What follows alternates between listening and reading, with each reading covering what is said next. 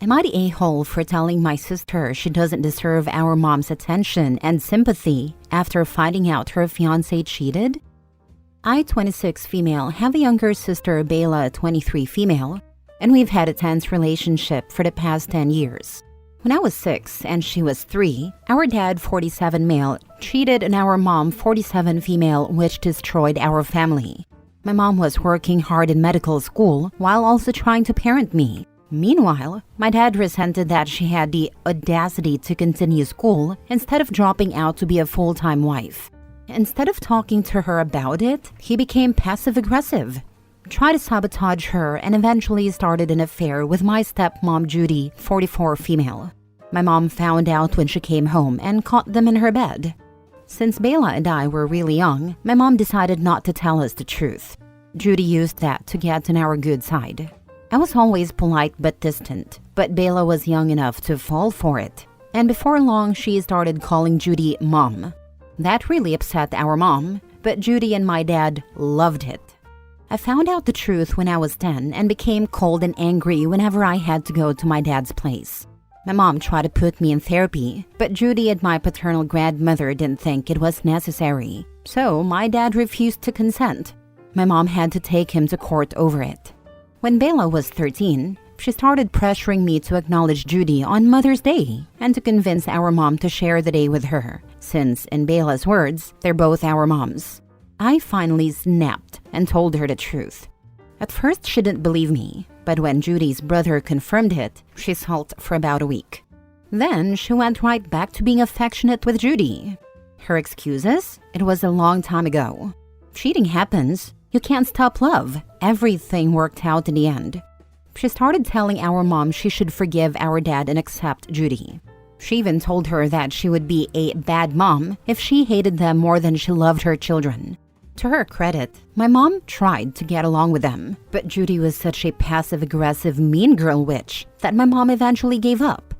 When it was time for Bella's high school graduation, she gave our mom an ultimatum: either sit next to Judy for the entire ceremony and pay for her and our dad's share of the dinner bill. My mom was already paying for everyone else, or she wouldn't be invited at all.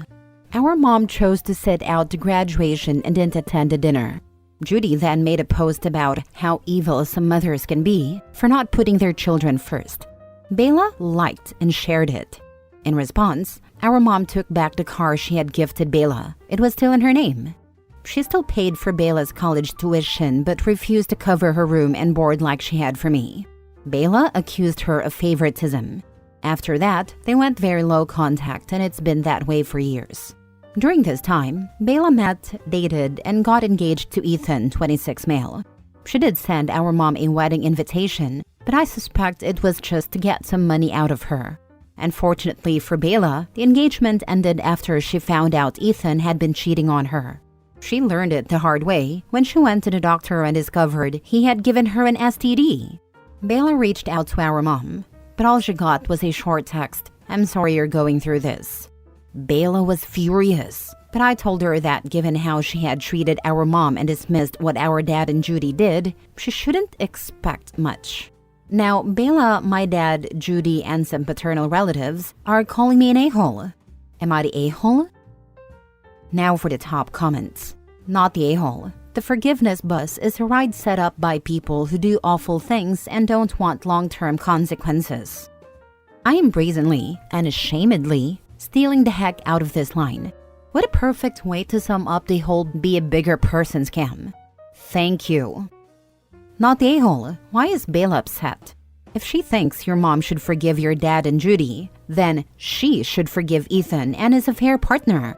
She should even attend their wedding and send an expensive gift, maybe even pay for their wedding dinner. Dad and his relatives and Bella, who's been brainwashed from an early age, think you're the bad one. Everyone else without a bias rightly thinks you are not the a-hole. Stick with mom in this whole mess. Looking at this from just your and your sister's perspectives, you're the a-hole. Age and time matter here. Your sister was 3 when this happened. She probably doesn't even remember a time when your parents were together. If she grew up knowing Judy as a second mom for 10 years, of course she wouldn't feel the same way you do.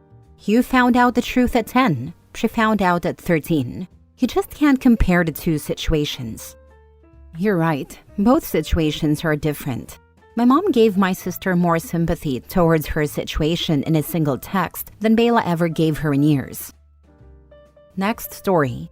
Am I the a-hole for feeling betrayed after my wife hid that she could never have kids until years into our marriage? I, 34 male, met my wife, 33 female, about 10 years ago. From the very beginning, I knew she was special. We clicked instantly. Same sense of humor, same life goals. Or so I thought, and just an overwhelming feeling of, this is the person I want to build a life with. As we dated, I made it very clear that I've always wanted a family.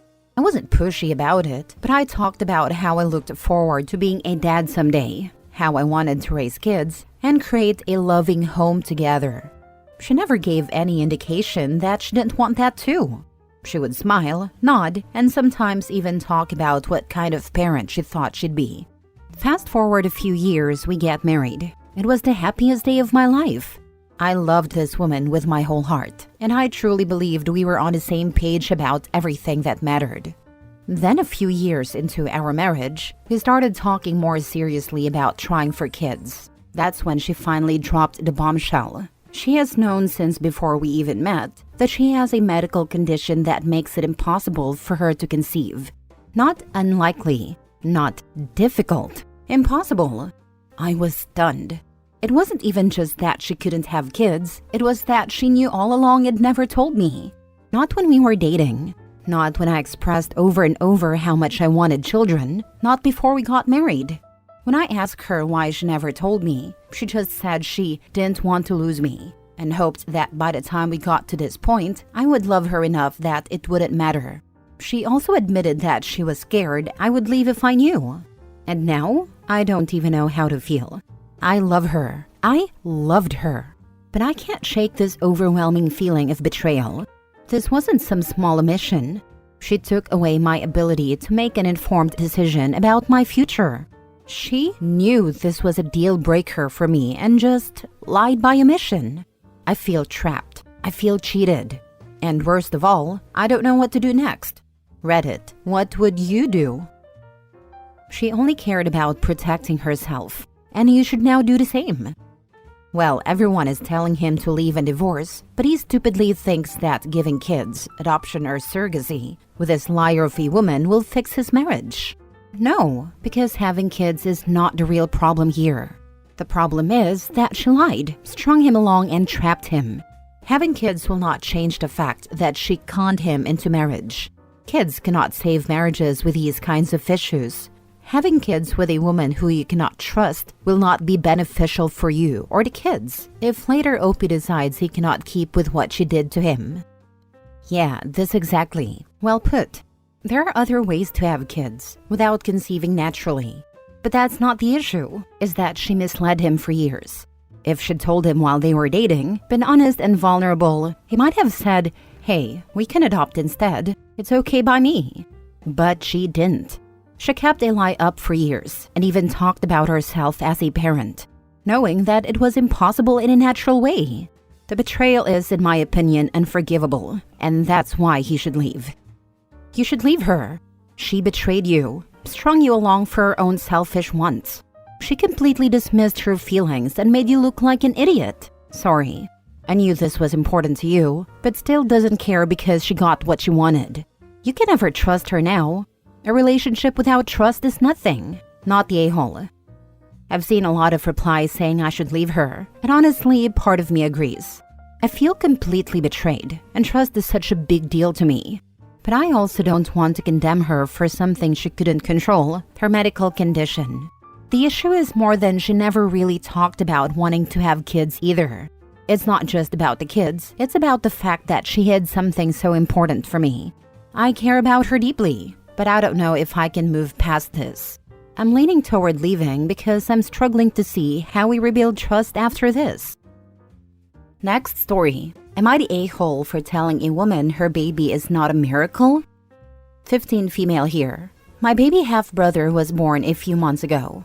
My stepmother has baby fever right now and has been arranging mommy and baby events at the house, constantly inviting other moms and babies over. I don't care. They can do whatever they want as long as they don't bother me. However, she usually wants me to help with prep and cleanup, which I don't like doing because it's not my problem and they're not my guests. Anyway, this past weekend, one woman was there with her baby, and she kept going around showing the baby to everyone, repeatedly asking, "Is she not a miracle?" Honestly, it was obnoxious, but I wasn't rude. I didn't say anything until she stopped me on my way out to see my friends. She asked, "Is she not a miracle?" and then offered me the chance to hold the baby. I asked, "Do you want an honest answer to that?" She said yes. So I said, "No. Tens of thousands of them are made every day. It's the furthest thing from a miracle." She was annoyed and said I was short-sighted and rude. I didn't say anything and just left. Later that night, my stepmother and dad told me I had been rude to their guest and should have assured her that her child is special because she is special to her. I honestly don't care. But they want me to call her and apologize, and I don't see why I should. She was the one who stopped me, asked me a question, and insisted on an answer. I even offered to bow out, but she wanted an honest answer. So I gave it. Am I the a-hole? Now for the top comment. Haha, I mean, she asked a teenager. What was she expecting? Honestly, just the fact that she was going around making people say her child is a miracle rubs me the wrong way. So not the a-hole. Personally, as a mom and employee at a high school, you do not want your teen girl's baby crazy. In fact, you want them to be 100% grossed out by them. All the girls at the high school I work at that get baby fever end up pregnant. Exactly, and her answer was entirely age-appropriate, especially dealing with an infant sibling. The girls who babysit a lot or have infant siblings are generally more nope on babies too. You were not rude, you were unkind. There is a difference. She approached you and insisted on an answer. If anyone was rude, she was for insisting. She learned that not everyone would love her baby. It is an important lesson, but she learned it from a 15-year-old, then someone else. However, you were unkind. Life is hard enough. Being unkind is just throwing more hate in the world that already has too much. This may be a small thing to you, but you never know what is going on with people. You could have just said a thing that will push this person over the edge. That is not cool. This is a smile and nod moment. You give a half smile, nod your head in a vague half no/yes, and move on. If you ever wonder if you should say something, ask yourself how you would feel if the situation was reversed. Solid response. To add, if someone has gone through infertility or a difficult pregnancy, their baby does feel like a miracle. The way she goes about it and insists on people agreeing is weird and rude. But there might be a lot going on that you don't know or see. So kindness and moving on is really the best approach. Last story. Am I the a-hole my mom got dumped because I didn't want her new boyfriend sleeping in our house overnight? So my mom has been living with me, 24 female, since she got divorced a decade ago, and has been struggling to manage things on her own since then. She lost her job in the summer and was originally looking for jobs a lot. But now she isn't really doing that. She met someone working from my apartment recently, and they were talking a little bit for a few months. Now, this talking was literally just seeing each other outside and chatting for a minute before going about their way. Well, she had him over for the first time on Christmas Eve 2024. We were fine with that, but requested that he please not stay overnight since he's a stranger to us. She refused to kick him out, and he stayed in our apartment the whole night. After that, I tried to discuss some boundaries with her, which I thought were reasonable. The only boundary I had was for him not to stay overnight until my sister and I got to know him better. She was mad at us for that, and frequently argued with us and tried to plead with us, but she respected it. But one night was weird, because she went to bed at 10 p.m. Then at 11, she came to get us, saying he texted her wanting to come over and asking if we would let him. We gently stated our boundary again, and she said that she's already told him he could stay overnight. That hurt me a little, but she ended up telling him to go back home. She was mad though, since he lives a few hours away and only comes to the apartment to work. But he could come over a couple of nights a week, and they'd sleep together, then he'd leave before it got too late. Some of the reasons my sister and I requested this boundary are because our dad was notorious for having random people over when we'd come for visitation as teenagers and not warning us beforehand. And it's also weird because not once have they gone on a traditional date. They never go places together and my mom has no interest in it. It's only sex in her room a couple of nights a week. She's also been drinking a lot more since meeting him, which concerns me because she's already jobless. The final part of the story is that she says he's just broke up with her because my sister and I wouldn't let him stay overnight. I tried to tell my mom we didn't mean never and just wanted to get to know him before a stranger slept in our apartment. I also think it's weird that he would rather not be with her than wait a little bit to sleep with her overnight. And keep in mind that they were seeing each other multiple times per week, not just overnight.